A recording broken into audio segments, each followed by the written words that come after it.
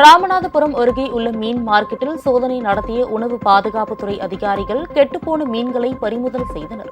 திருப்புல்லானி அருகே பெரியபட்டினம் மீன் மார்க்கெட்டில் கெட்டுப்போன மீன்கள் விற்பனை செய்யப்படுவதாக கீழக்கரை உணவு பாதுகாப்புத்துறை அலுவலர் ஜெயராஜுக்கு ரகசிய தகவல் கிடைத்தது.